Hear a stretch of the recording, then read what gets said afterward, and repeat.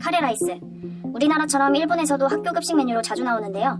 그런데 급식으로 절대 카레가 나오지 않는 학교가 있다고 합니다. 1998년 7월, 일본 와카야마현 와카야마시. 여름 축제를 맞이해 지역에 모처럼 활기가 넘쳤습니다. 모두가 축제를 즐기고 있는 도중 주최 측에서 준비한 카레가 등장했고 출출했던 사람들은 모두 좋아했죠.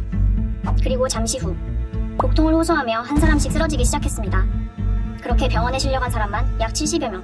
결국 축제를 주도한 자치회 회장과 부회장을 포함해 총 4명이 사망하기까지 했습니다. 경찰은 집단 식중독을 의심했지만 결과는 뜻밖이었습니다. 카레에서 아비소산이 검출된 것입니다. 쥐약에 들어가는 맹독성 물질인 아비소산은 맛이나 냄새가 없는 성질을 가지고 있습니다. 일반적으로 음식에서 아비소산이 검출되는 일은 있을 수가 없기 때문에 범죄 가능성을 염두에 두고 수사를 전환합니다. 카레를 만든 사람부터 근처에 갔던 모든 사람을 조사했고 사건 당일 주민들의 동선을 상세하게 재현해가며 단서를 추적하던 중 중요한 증언을 듣게 됩니다. 한 여자가 약 40분간 카레 냄비를 지켜보고 있었다는 증언이었습니다.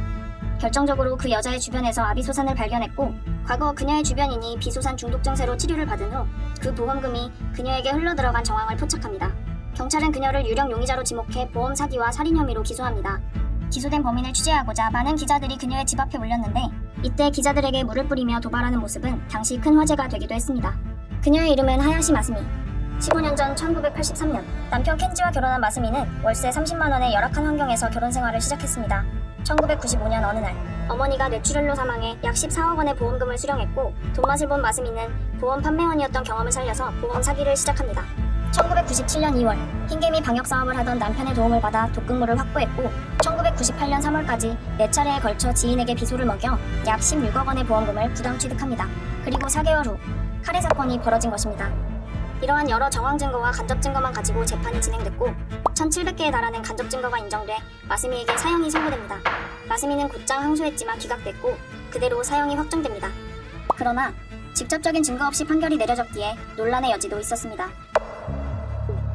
과거 보험금을 목적으로 독극물 살인 미수를 저질렀지만 카레 사건에서는 무엇을 목적으로 많은 사람을 대상으로 독극물을 사용했는지 동기가 확인되지 않았습니다.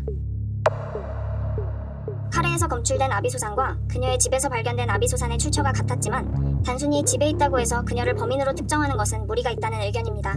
그녀의 가족이나 지인이 그것을 가져가 사용했을 가능성을 배제하기 어렵고 더 나아가 누군가 마스미에게 원한을 품고 누명을 씌웠을 수도 있다는 것입니다. 카레에 아비소산을 넣을 수 있는 사람이 마스미밖에 없다는 결론은 주민들의 증언을 바탕으로 1분 간격의 시간표를 작성해 도출한 결론이었습니다. 그러나 시간표는 최대 50분의 오차가 있다는 지적이 있었습니다. 또 마스미가 냄비 뚜껑을 여는 등 의심스러운 행동을 하는 걸 봤다는 증언에서 거론된 옷의 색깔과 머리 길이 등을 종합하면 마스미의 둘째 딸일 가능성이 높다는 것입니다. 그런데 딸이 열어본 냄비는 아비소산이 검출되지 않았고 옆에 있는 냄비에서만 검출됐다는 게 사형 확정 후 재조사 과정에서 밝혀졌습니다. 남편 켄지는 첫 공판 당시 경찰로부터 그녀에게 불리한 증언을 하면 의료교도소로 보내주겠다는 제안을 받았다고 합니다. 제안을 거절하자 얼마 뒤 검사가 찾아와 같은 제안을 했고 그 검사에게 증거도 없이 왜 이러는지 물었더니 세상이 이 사건으로 떠들썩한데 이제 와서 틀렸습니다. 죄송합니다 라고 할 수 없다는 말을 했다고 합니다. 용의자 측의 증언이기에 신뢰도는 낮지만 이런 여러 가지 이유들로 무죄를 주장하고 있습니다. 결국 2021년 6월 사건 발생 23년 만에 재심 청구가 받아들여지면서 현재까지 재조사가 진행 중이고 마스미는 재심을 기다리고 있습니다.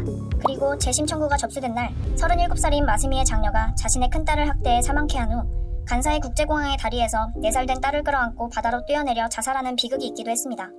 많은 사상자를 낸 독약 카레 사건, 확실한 증거를 남기지 않은 완전 범죄일까요? 아니면 억울하게 누명을 쓴 일가족의 비극일까요? 여러분은 어떻게 생각하시는지 댓글로 남겨주세요. 1998년 7월 25일, 25년 전 오늘은 일본 와카야마 독극물 카레 사건이 발생한 날입니다.